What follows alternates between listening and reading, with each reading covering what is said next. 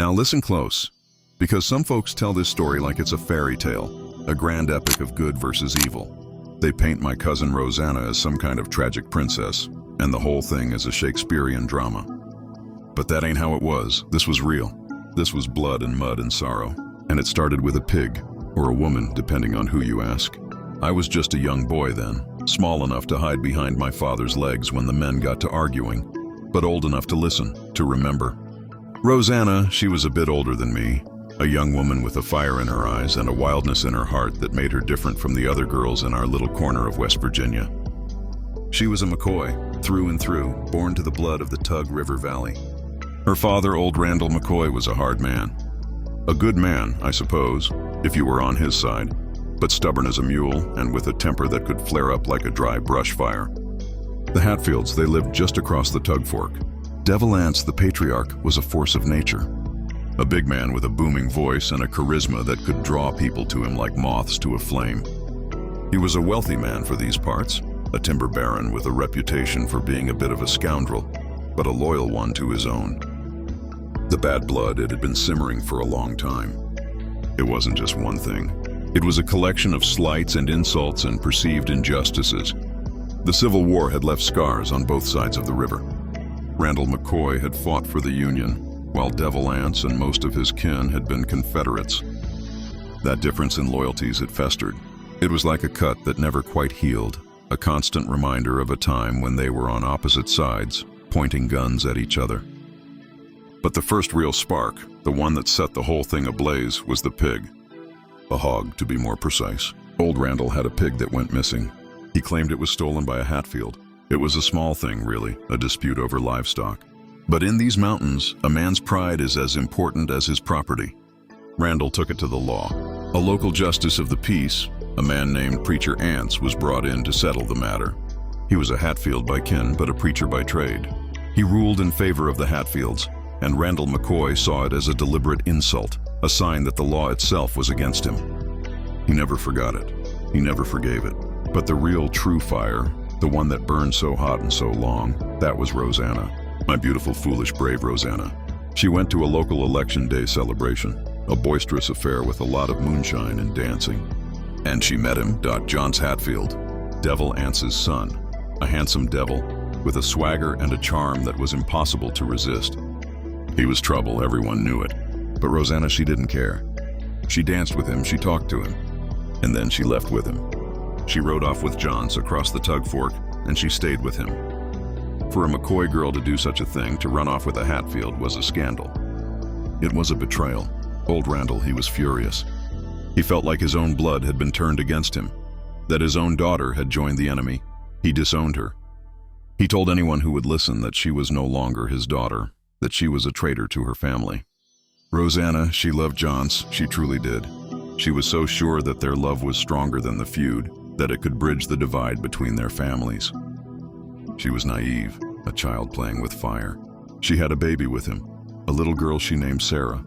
But Johns, he wasn't the marrying kind. He was a wild young man, and he couldn't be tied down. He left her. He went and married another woman, a distant cousin of his named Nancy McCoy. The ultimate insult. A Hatfield marrying a McCoy who wasn't Roseanna. The public shame was almost more than she could bear. She came back to us, to the McCoy side of the river, with her baby in her arms and a broken heart. She was a different woman then.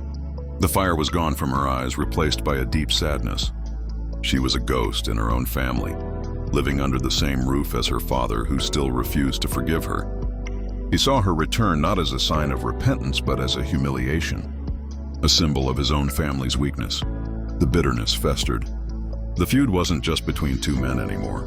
It was between two families, two communities, and it was about to get a whole lot worse. The next big blow was the murder of Ellison Hatfield. He was Devil Anse's younger brother. He was a big, strong man, but a hothead. At another election day celebration, he got into a fight with some of the McCoy boys, Tolbert, Famer, and Bud. A drunken brawl, a stupid argument that escalated into violence. Ellison was stabbed and then shot. He was taken to a nearby cabin to die. Devil Anse, he was beside himself with rage. He swore he would have revenge. The three McCoy boys, they were taken into custody by a constable. But Devil Anse and his men, they intercepted the group. They took the three McCoy brothers. They tied them to pawpaw bushes and they waited. They waited for Ellison to die. And when he did, when the life went out of his eyes, Devil Anse gave the order. He and his men shot the 3 McCoy boys to death. A cold, brutal act of vengeance. They were left to rot, their bodies a grim monument to the feud.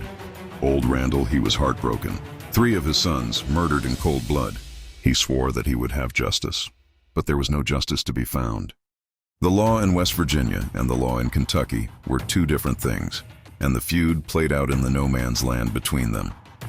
The years passed, but the hatred didn't. The families were like 2 coiled snakes, just waiting for the next strike. The next strike came on New Year's Day, 1888. It was a cold, bitter night. Old Randall, he was at his cabin with his wife, Sally, and their children. They were asleep, and then the house was surrounded. The Hatfields, led by Devil Anse's son, Cap Hatfield, and a couple of others, had come for them. They set the house on fire. The McCoys, they ran out, a frantic, desperate scramble for their lives. Randall and Sally, they were able to get out, but the Hatfields, they shot at them. Sally was beaten, her ribs broken. She never fully recovered. And my little cousin, Alifair, she was shot and killed. She was just a girl. She wasn't even a part of the feud. She was just a casualty of the hatred. Another one of Randall's children, Calvin, he was also killed. The Hatfields, they burned the McCoy cabin to the ground. They left behind a smoldering ruin and a family torn apart by grief and rage. This time, the outrage was too much to ignore. It wasn't just a family matter anymore. It was a national story. The governor of Kentucky, he offered a reward for the capture of the Hatfields. A man named Frank Phillips, a bounty hunter, was hired. He was a determined man, and he set out to bring the Hatfields to justice. He and his posse, they crossed the Tug Fork and they hunted the Hatfields. They had a bloody shootout with Cap Hatfield and his men. The fighting was fierce, a series of ambushes and battles in the hills. The Hatfields, they were outgunned and outmaneuvered. One of Devil Anse's brothers, Wal Hatfield, was captured. He was an older man, not a fighter. He was taken to Kentucky to stand trial. He was a victim, really, just like so many of us. He was a Hatfield, and that was enough to make him a target. He was tried and sentenced to death by hanging. The trial was a farce, really.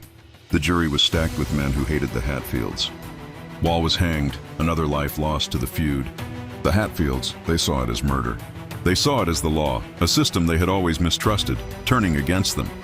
The feud, it slowly started to peter out after that. The violence had a way of exhausting everyone. Devil Anse, he was getting older.